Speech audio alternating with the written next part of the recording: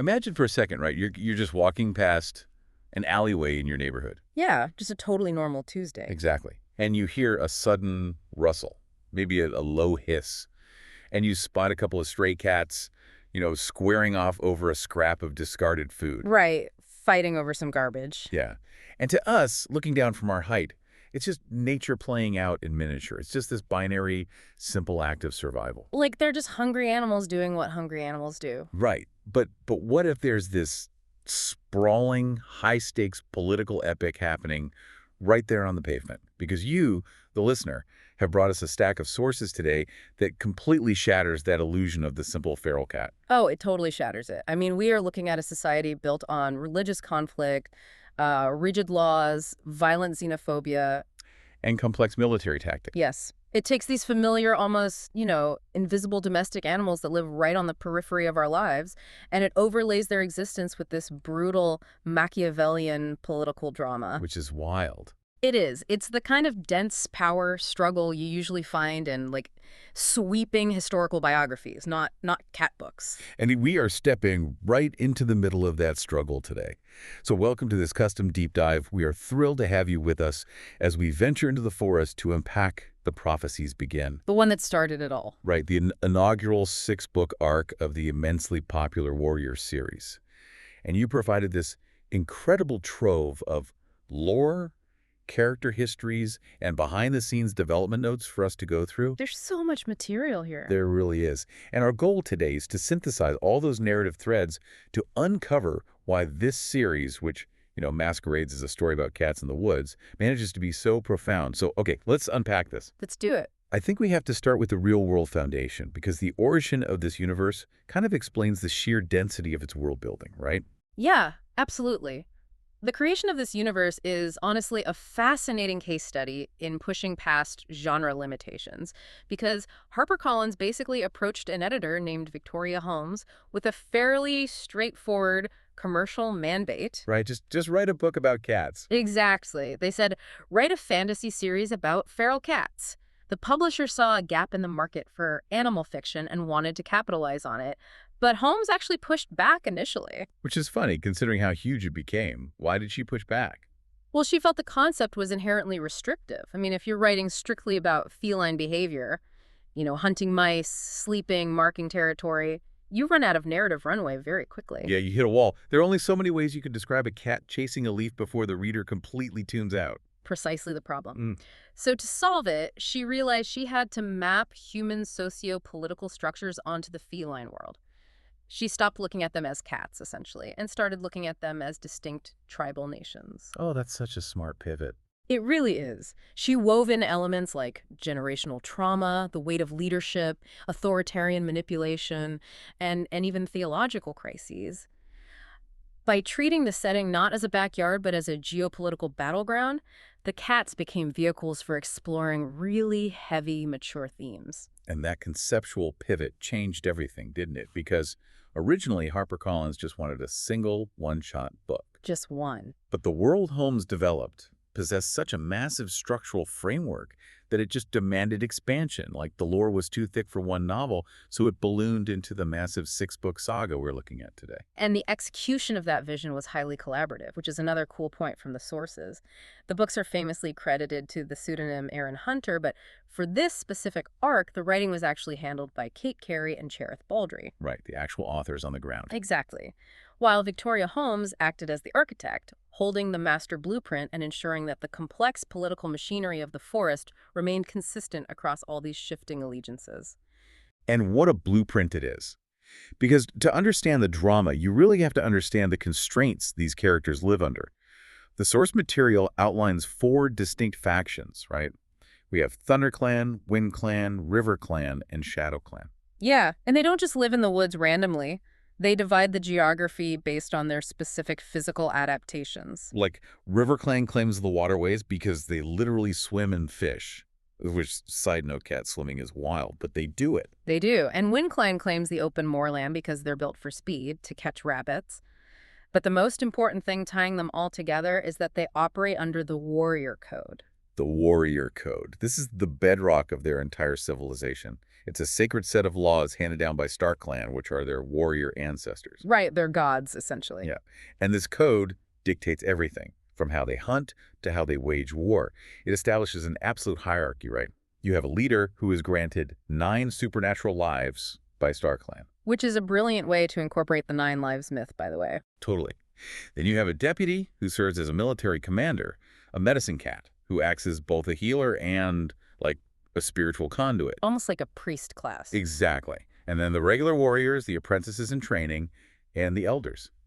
It's a highly organized, heavily militant society. And when we open the first book, Into the Wild, that society is already fracturing. Oh, it's falling apart. ShadowClan is growing aggressive, threatening the borders, and ThunderClan is suffering mysterious casualties. The ecosystem is experiencing severe political strain. ThunderClan is basically bleeding out. They are desperate for capable warriors. And the catalyst that disrupts this stagnant, dying system is the introduction of a complete anomaly. The ultimate outsider. Rusty, a bright ginger house cat. A kitty pet, as the wildcats derisively call them. It's such a great insult, kitty pet. It really is. Yeah. So Rusty lives in a comfortable 2-leg nest, a human house. He has kibble, he has a warm bed, he has a completely secure existence. But he's drawn to the woods. He's looking at the forest from his fence. Right. He wanders past his fence and immediately runs into a ThunderClan patrol. It's an apprentice named Greypaw, the formidable clan leader Bluestar, and this massive senior warrior named Lionheart. And they could easily kill him, or at least chase him off. Oh, in a heartbeat. But Rusty stands his ground, and Bluestar, rather than driving him away, offers him a chance to leave his comfortable life, walk into the brutal wild, and train as a warrior, which he accepts, taking the apprentice named Firepaw. What's fascinating here is that Bluestar's invitation isn't just a whim, right? It's driven by deep theological machinery. Because of the prophecy. Exactly. Before Rusty even set foot in the forest, ThunderClan's medicine cat, Spotted Leaf, received a prophecy from StarClan. And prophecies in this world aren't delivered via, like, burning bushes or booming voices. Right, they're more subtle. They come through dreams, signs in the physical environment, or sensory visions. Spotted Leaf foresaw a shooting star and received the message, "Fire alone can save our clan." Fire alone can save our clan. It gives me chills. So when Bluestar sees this bright, flame-colored house cat, she views him entirely through the lens of religious destiny. She bypasses generations of ingrained xenophobia because she genuinely believes she is staring at a divine instrument. But the rest of the clan does not see it that way. Firepaw steps into this deeply insular, prejudiced society with zero understanding of their customs, and everyone hates him. Oh, they despise him. The native-born cats view kitty pets the same way a hardened survivalist views, like a billionaire on a glamping trip. Soft, useless, and fundamentally incompatible with their harsh reality. That's a perfect analogy, but that outsider status is exactly what makes Firepaw narratively functional. That's how. While the clan cats are ideologically trapped, they're born into historical grievances. Like, a ThunderClan cat might passionately hate a RiverClan cat because of a border dispute that happened 40 years ago over a specific cluster of rocks. Yeah, that's just inherited hatred. Exactly. Their worldview is completely dictated by ancestral prejudice. But Firepaw enters with a blank slate. He looks at the rigid dogma of the warrior code and frequently just asks, why? He forces a stagnant society to confront its own failing mechanics. I have a question about that, though. Does his background actually give him a clearer moral vision? Because, it's easy to be the moral center of the universe when you grew up eating guaranteed meals out of a ceramic bowl. That's a fair point. These clan cats are constantly living on the razor's edge of starvation, especially during the winter months, which they call leaf bare. And when resources are that scarce, morality often devolves into raw tribalism. So is kitty pet background make him morally superior, or is he just completely naive to the harsh economics of survival? It's less about moral superiority and more about a buffer of empathy. Empathy that the clans have systematically trained out of themselves. Okay, unpack that a bit. So the warrior code explicitly states that a warrior must feed their own clan first, and that they have no obligation to aid cats from rival clans. It's a strict doctrine of isolationism. Right, look out for your own. Firepaw hasn't been indoctrinated into that isolationism. His naivety, as you put it, allows him to view an enemy not as a political target, but as a living creature in distress. He brings a structural empathy that the forest desperately requires because the current doctrine of perpetual border warfare is slowly wiping all 4 clans out. That makes a lot of sense. And to survive, he has to prove his worth through immediate visceral violence, which is basically the only currency the clan respects. Yeah, he can't just talk his way into their good graces. No. On his very first day, a senior warrior named Longtail publicly challenges Firepaw's right to be there and actively mocks his collar. And Firepaw doesn't back down, they fight, and the collar snaps off. But more importantly, Firepaw physically tears a chunk out of Longtail's ear. And that missing piece of Longtail's ear serves as a permanent physical testament to Firepaw's integration. He sheds the collar, the symbol of human subjugation, and replaces it with the ultimate mark of a wildcat, the ability to inflict lasting damage. It's a brutal initiation. It really is. It signals to the reader that while Firepaw might possess this structural empathy, he is fully capable of operating within a martial society. And he forms critical alliances fast. He bonds with Greypaw, who is super loyal but impulsive, and he meets Ravenpaw. And Ravenpaw is an apprentice who's practically vibrating with anxiety. Poor Ravenpaw. Right. But he has every right to be terrified because his mentor is Tigerclaw. Now, Tigerclaw is a massive, battle-scarred senior warrior. He is the picture of the ideal clan cat. Strong, fiercely protective of the borders, and outwardly deeply respectful of the warrior code. But see, Tigerclaw is a brilliant study in the manipulation of tradition. He uses the rigid laws of the clan as a shield for his own ambition. He's so sinister. The source material reveals the dark machinery operating beneath the surface here. ThunderClan's deputy, Redtail, was killed. Tigerclaw claims Redtail fell in battle against an enemy clan. But Ravenpaw, hiding in the brush, witnessed the actual mechanics of the death. The actual murder. Exactly. Tigerclaw murdered Redtail himself. He is actively manufacturing a crisis, eliminating his superiors during the chaos of border skirmishes to create a power vacuum he can step into. It's a phenomenal political thriller setup because the audience knows Tigerclaw is a traitor, Ravenpaw knows it, but the rigid hierarchy of the clan means an apprentice's word means absolutely nothing against a decorated senior warrior. If Ravenpaw speaks up, he's dead. He's dead, and the danger escalates rapidly. Spotted Leaf, the medicine cat who delivered the prophecy, is brutally murdered right in the middle of the camp by a Shadow Clan cat named Clawface. It's chaos. Total chaos. And around this time, Firepaw makes a discovery that tests his entire worldview. He stumbles upon an exiled medicine cat from rival Shadow Clan named Yellowfang. Now, the encounter with Yellowfang is the first major stress test of Firepaw's empathy versus the warrior code. Yellowfang is an intruder. The law dictates he should drive her out or kill her. But he doesn't. No. Instead, recognizing she is starving, he catches prey and feeds her. He commits a crime against his own clan to save an enemy. And he gets caught, of course. Of course. Bluestar punishes him by forcing him to care for Yellowfang as a prisoner in the camp. But that punishment backfires beautifully because it forces Firepaw to form a bond with her. Right. He gets to know her. Meanwhile, the rest of the clan assumes Yellowfang murdered Spotted Leaf and kidnapped a litter of ThunderClan kits, simply because she is from Shadow Clan. They just default to xenophobia.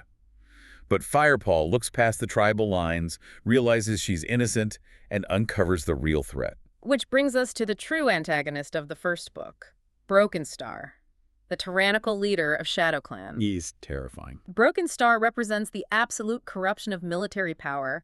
He has turned Shadow Clan into a relentless war machine, forcing kits, literally children, into battle long before they are physically ready. It's child soldiers, essentially. Exactly. And he's the one who drove Wind Clan out of the forest entirely, destroying the balance of the four factions. So Firepaw, alongside his friends in Yellowfang, manages to rally a resistance. They infiltrate Shadow Clan, expose Broken Star's crimes to his own warriors, and successfully drive him out. It's a massive coup. It is. And for orchestrating this massive victory and demonstrating true leadership, Bluestar grants Firepaw his full warrior name, Fireheart. It's the classic hero's journey climax. The farm boy becomes the knight. He has saved the kingdom. Well, he has saved the immediate physical structure of the clan, but structurally, the narrative has merely completed its prologue. Right, because becoming a warrior is just the beginning. Exactly. The external villain provided a unifying threat. Once Broken Star is gone, the pressure shifts inward. The structural integrity of the clans themselves begins to groan under the weight of their own flawed laws. Yeah, the victory lap is incredibly short-lived. Because stepping into the second book, Fire and Ice, the realities of adult responsibility just crush down on Fireheart. The honeymoon phase is over. Definitely over. The delicate ecosystem of the four clans is still broken. because WindClan is missing. So Fireheart and his best friend Graystripe are dispatched on this grueling diplomatic mission to track down WindClan and escort them back to their territory. Which is incredibly dangerous. Very. They manage it, but the logistics of moving an entire weakened clan through hostile territory results in a tragedy that really sets the tone for the rest of the arc. Right. They attempt a shortcut near the RiverClan border at a geographical choke point called the Gorge. A RiverClan patrol intercepts them, and in the ensuing skirmish, a RiverClan warrior named Whiteclaw slips over the edge of the gorge and plummets to his death. It's awful.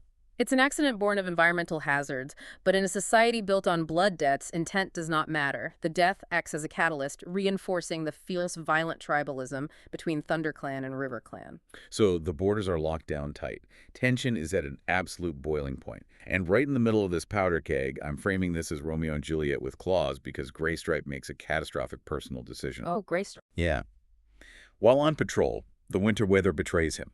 He falls through thin ice into a freezing river. He is moments from drowning when a RiverClan warrior, Silverstream, dives in and pulls him to shore. And instead of acknowledging the life debt and walking away, The two of them start sneaking out to meet each other. They fall in love. It's a forbidden, secret romance. and this romance operates as a massive structural wedge driven straight into the cracks of the warrior code. Can you explain why this is so dangerous politically? Absolutely. Think about the mechanics of clan survival. When you go into battle over a hunting ground, you have to know without a shadow of a doubt that the warrior fighting next to you values the clan above all else. Right, absolute loyalty. If your fellow warrior is in love with someone on the opposing side, that absolute trust disintegrates. Graystripe's romance isn't just a forbidden tryst, it is an act of severe political destabilization. It threatens the cohesion of the entire military unit. And he turns Fireheart into an unwilling accomplice. Fireheart is trying to establish himself as a reliable new warrior. He's just been assigned his very first apprentice, Cinderpaw, which is a huge honor. He's supposed to be mentoring the next generation. Right.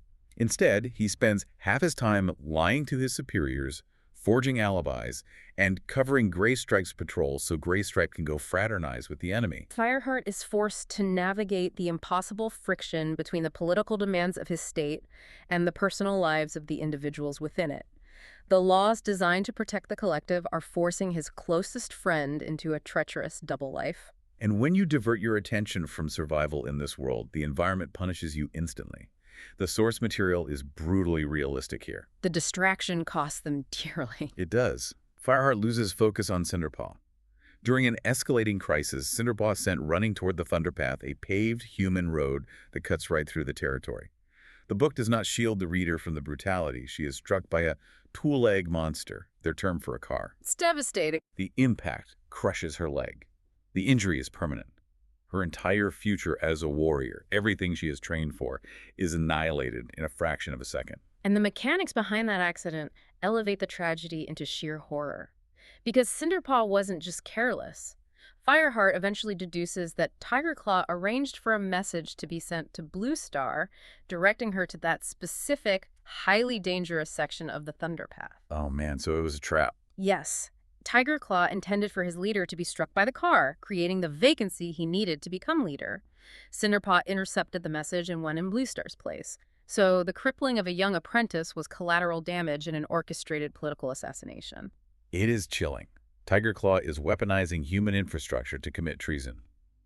And while Fireheart realizes this, he's also dealing with an outbreak of white cough. Right, the respiratory disease. It's sweeping through the ThunderClan camp. Their medicine cat needs catmint to treat it, which is a plant that only grows near human dwellings. So Fireheart does what he always does. He relies on his non-clan roots to save the day. He breaks the rules again. He ignores the borders completely. He sneaks out of the forest, finds his sister Princess, who is still living as a house cat, and uses that connection to secure the medicine. And this reliance on the Tulag place is a recurring strategic advantage for Fireheart, but it functions as political poison within the clan. To the traditionalists, interacting with humans or kitty pets is abhorrent. They ate it. So when Tigerclaw observes Fireheart constantly breaking protocol, finding unconventional solutions outside the forest, it fuels his narrative that Fireheart is a traitor. The paranoia is intense. Tigerclaw's paranoia about Fireheart perfectly matches Fireheart's suspicions about Tigerclaw. The tension really reaches a breaking point during a battle when Fireheart actively pins down Silverstream Greystripe's RiverClan mate, but refuses to claw her and just lets her go. And Tiger Claw witnesses that mercy. Exactly. And to a fascist mindset like Tigerclaw's, showing mercy to an enemy is indistinguishable from treason. Fireheart realizes that if he doesn't expose Tiger Claw soon, Tiger Claw is going to execute him for insubordination. The tension of these divided loyalties just isn't sustainable. And eventually, the secret of Greystripe's romance forces a reckoning that cracks ThunderClan's foundation wide open. Which smoothly pivots us into the third book, Forest of Secrets. Yes, where Fireheart becomes a reluctant political detective. The search for the truth here really threatens to tear ThunderClan apart.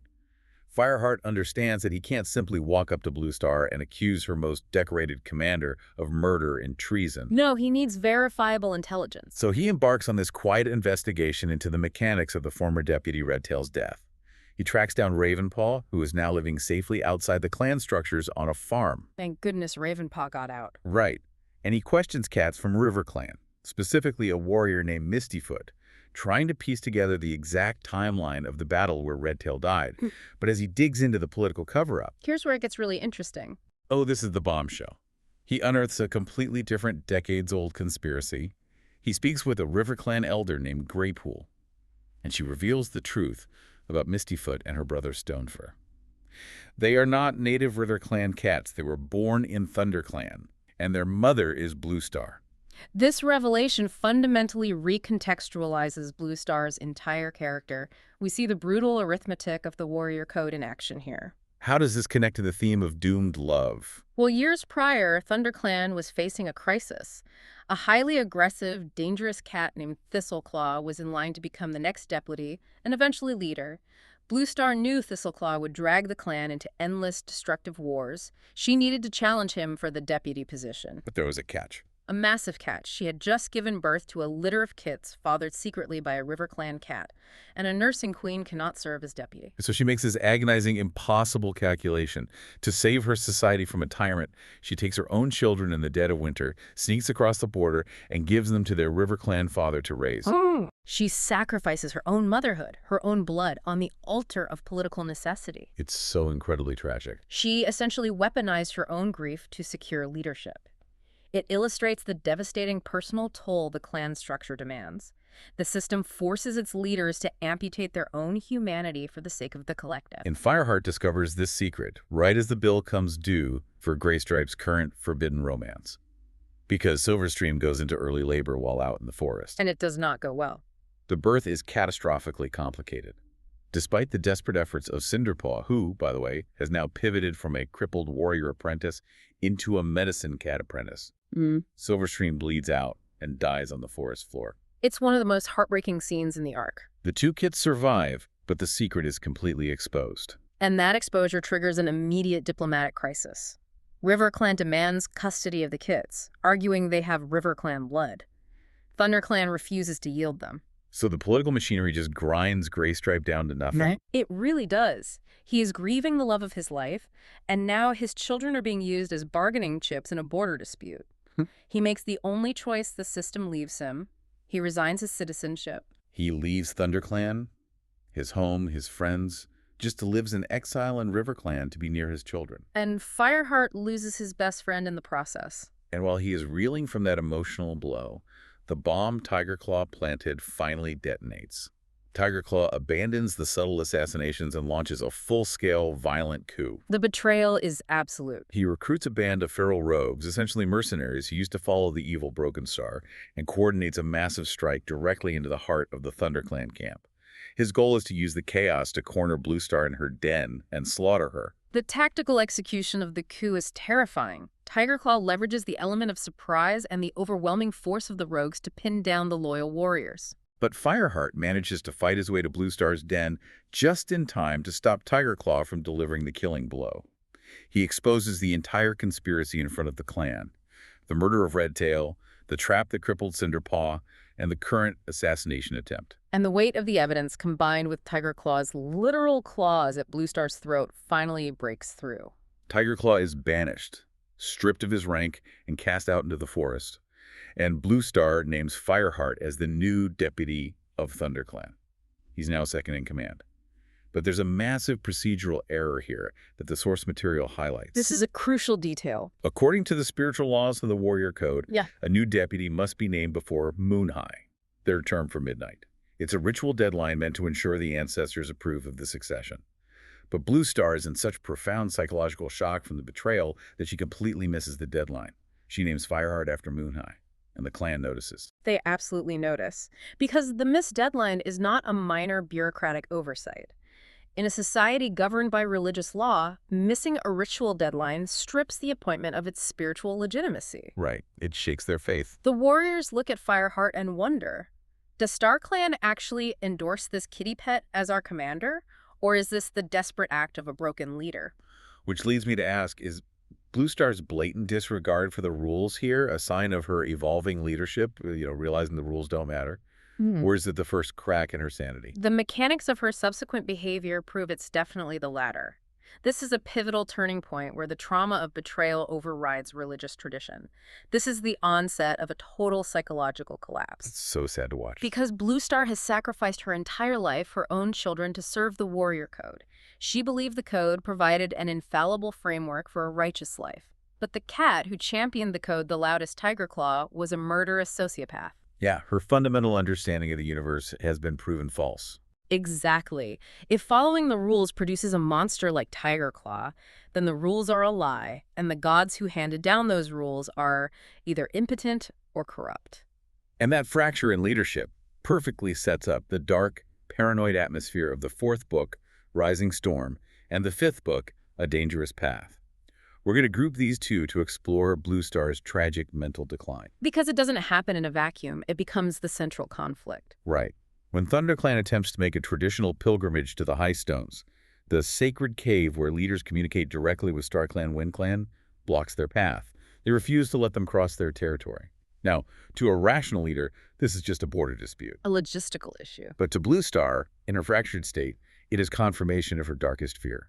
She declares that StarClan has forsaken them. She literally descends into paranoia and declares war on their own ancestors. Her paranoia paralyzes the political apparatus of the clan. Because a leader's primary duty is to appoint new warriors and apprentices, ensuring a constant pipeline of military strength. But she refuses. She refuses. She looks at her own loyal warriors and sees only potential traitors waiting to slit her throat in the dark. She isolates herself, leaving Fireheart to act as the de facto leader without any of the actual authority. I mean, I'm just comparing Fireheart's struggle here to trying to steer a sinking ship during a hurricane. He has to manage this deeply damaged organization while his boss completely loses her grip on reality. He has to keep the clan fed, patrol the borders, and maintain morale, while Blue Star is actively sabotaging the command structure. The stress on him is unimaginable. And on top of all that, he has to deal with his rebellious nephew, Cloudpaw. Oh, Cloudpaw. Yeah, Cloudpaw is Princess's son, who Fireheart brought into the clan. But Cloudpaw has zero respect for the rules. He thinks StarClan is a myth. He keeps sneaking off to eat kitty pet food from humans because he thinks hunting in the winter is a waste of energy. He represents the absolute rejection of the traditional system. And eventually, his complete disregard for danger gets him abducted by two legs who toss him in a van. Fireheart has to mount this crazy rescue mission just to save his nephew from becoming a permanent house cat. Which is just another fire for him to put out, but the internal struggles are suddenly eclipsed by a massive environmental threat. The fire. A literal wildfire breaks out in the forest. It's a devastating event that alters the geography of the territory. The undergrowth is incinerated, prey is driven out, and the ThunderClan camp is completely destroyed. They are forced into a humiliating retreat, having to shelter across the river in RiverClan territory. And the fire claims lives. It leads to the tragic death of Yellowfang, the grumpy, pragmatic medicine cat who really became Fireheart's closest confidant. She gets trapped by a burning tree, and Fireheart reaches her just as the smoke inhalation becomes fatal. And while ThunderClan is literally reduced to ashes, the geopolitical landscape is shifting violently in the neighboring territory. This is where the political maneuvers get really intense. ShadowClan is crumbling under a severe outbreak of sickness. Their leader, Nightstar, dies. But the critical piece of lore here, and this is so brilliant from a world-building perspective, is that Nightstar was never actually granted his 9 lives by StarClan. Let's explain that mechanism because it's crucial. When a cat becomes leader, they travel to the Moonstone, fall into a trance, and are visited by 9 ancestral spirits. Right, 9 separate spirits. Each spirit gives them a life, accompanied by a physical sensation of pain or strength, tied to a specific virtue like courage or endurance. This means a leader must be killed 9 separate times before they permanently die. It provides incredible stability for the clans. But StarClan refused to grant Nightstar his lives. Why? Because the previous tyrannical leader, Broken Star, was technically still alive in exile. Oh, because StarClan enforces a strict one leader at a time rule. Exactly. So when Nightstar dies of sickness, he dies permanently, and his deputy also dies of the illness. ShadowClan is left entirely decapitated. They are terrified, starving, and vulnerable. A massive power vacuum. And into this vacuum steps the exiled, disgraced Tigerclaw. Wow. It is a terrifying political maneuver. Tigerclaw finds this desperate, broken society and presents himself as their savior. He offers them military strength and discipline. He essentially runs a populist authoritarian campaign. He secures their loyalty, travels to the Moonstone, and because Broken Star is finally dead at this point, StarClan actually grants Tigerclaw his 9 lives. That's insane. He returns as Tigerstar, the divinely endorsed absolute ruler of ShadowClan. I mean, think about how brilliant that is from a political standpoint. A disgraced militant exploiting a weakened state to seize ultimate power. And it is the ultimate blow to Blue Star's sanity. If the gods she worships are willing to bestow sacred authority upon the cat who tried to murder her, then the universe is truly meaningless. Her nihilism becomes absolute. But Tigerstar isn't satisfied with just ruling a neighboring state, is he? He wants revenge. He wants to see ThunderClan completely exterminated. And he devises this horrifying revenge plot in a dangerous path that relies on weaponizing apex predators. The dog pack plot. Yes, he discovers a pack of massive, bloodthirsty, feral dogs roaming the forest. And dogs in this universe aren't just like big cats. They hunt in packs, they have immense stamina, and they kill for sport. They're a chaotic, unpredictable threat. A force of nature. Right. Tigerstar begins slaughtering prey and leaving a trail of blood leading directly from the dog's lair to the ThunderClan camp. He's building a fuse. And Cinderpelt, who is now the full medicine cat, begins having these dark visions, hearing a chant. Pack, back, kill, kill. It's pure psychological horror. And the impending threat of the dog pack amplifies the internal crisis. Because Blue Star is paralyzed by paranoia, she continues to refuse to grant warrior status to the older apprentices. Which leads to absolute tragedy. It does. 2 of them, Swiftpaw and Brightpaw, realize that if their leader won't validate them, they have to earn it themselves by neutralizing the unknown threat in the forest. Oh, it's so hard to read. They sneak out to find whatever is terrorizing the woods, and they stumble directly into the dog pack. The violence is just overwhelming. Swiftpaw fights to the absolute limit of his endurance, but he is ripped apart and killed. And Brightpaw survives, but she is horrifically mauled. She loses an eye and half her face. The physical devastation of these young recruits is the direct result of Blue Star's failure to govern. And now the clan is facing total annihilation. Tigerstar's bloody trail is complete. The dogs are coming. Fireheart realizes he cannot mount a traditional defense against animals of that size, so he engineers this desperate tactical relay race. It's a really clever plan. He stations his fastest warriors at intervals between the camp and the gorge. The plan is to have a warrior bait the lead dog, sprint to the next checkpoint, pass the aggro to the next runner, and pull the entire pack toward the cliff edge. It requires absolute precision, and it almost works perfectly. Fireheart takes the final leg of the relay, sprinting toward the cliff. But Tigerstar intervenes. Of course he does. He drops out of the trees and physically pins Fireheart to the ground. He intends to hold Fireheart there just long enough for the massive lead dog to catch up and tear him to pieces.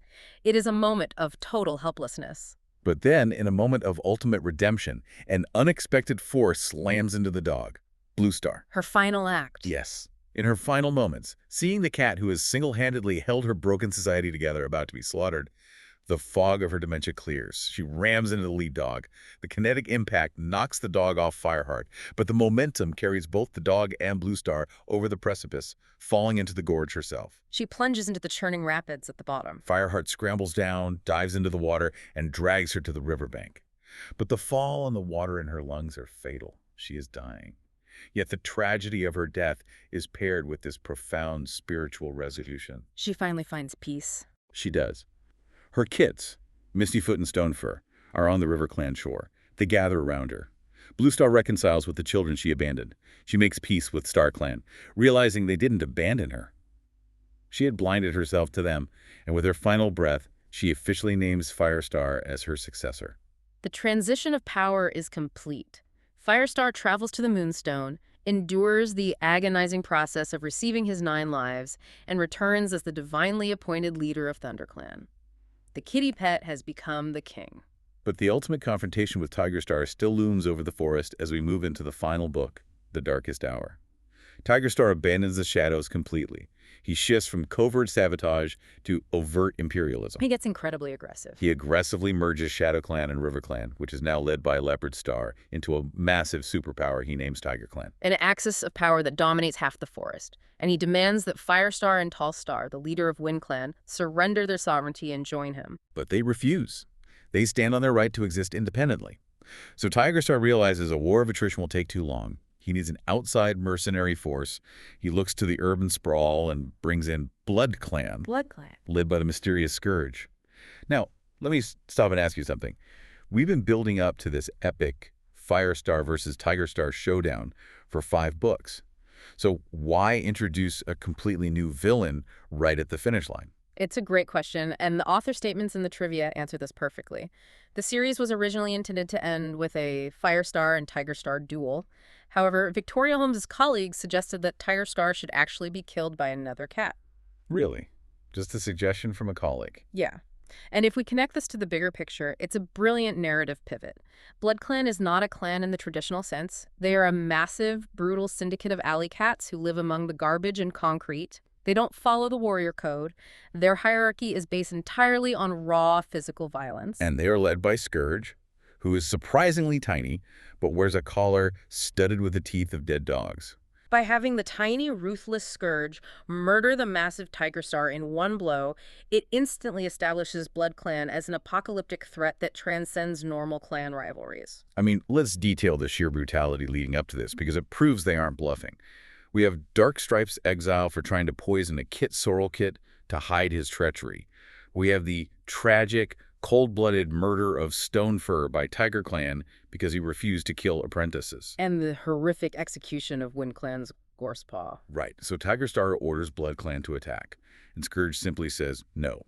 Tigerstar, infuriated by this insubordination, lunges at Scourge, and the mechanics of what happens next are just wild. The Scourge has reinforced his claws with sharpened metal hooks embedded in his paws. When Tigerstar leaps, Scourge evades and strikes upward, slicing Tigerstar open from his throat all the way down his underbelly. The anatomical damage is catastrophic. But Tigerstar has 9 lives. He's supposed to be immortal in battle. But the supernatural healing of StarClan cannot stitch together that much catastrophic tissue damage fast enough. His body is too decimated. The books describe him dying 9 separate, agonizing deaths in rapid succession as his body attempts to restart and fails. In a matter of seconds, the massive Tigerstar is butchered, and Scourge gives the forest 3 days to evacuate or they all die. But instead of running, the clans finally put aside their differences. Firestar forms Lion Clan, uniting all 4 factions. And the epic final clash is a bloodbath.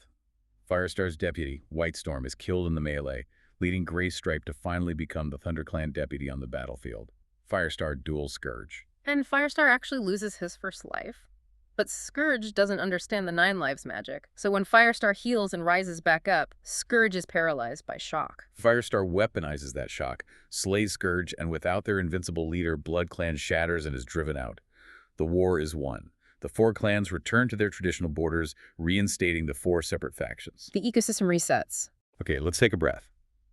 The sheer scale of the climax perfectly wraps up the initial 6-book journey. So what does this all mean? When we synthesize all this, what are the main takeaways? Well, we see how a pitch for a simple feral cat story evolved into a sprawling examination of xenophobia, rigid religious structures like the warrior code, and the heavy burden of leadership. And it treats its young readers with immense respect. It doesn't shy away from death, betrayal, and complex morality. To you, the listener, whether you're a lifelong fan or hearing about this for the first time, The Prophecies Begin serves as a masterclass in escalating stakes and world building. It absolutely does. And I want to leave you with a final provocative thought to mull over. Throughout the series, the clans strictly adhere to the warrior code, believing it separates them from rogues and kitty pets. Right, it's their foundation. Yet, if you look closely, it was the strictness of this code that created the paranoia of Blue Star, the forbidden tragedies of Gray Stripe and Silverstream, and the resentment that fueled Tiger Star. So consider this. Was the true villain of the series not Tiger Star or Scourge, but the uncompromising rigidity of the warrior code itself? Does true leadership require the courage to break the laws of your ancestors? Oh, that's heavy. The cat who saved them all was the one who didn't grow up following their rules. Thank you so much, listener, for bringing such an incredible stack of sources today. It's been a phenomenal journey. We will see you on the next deep dive.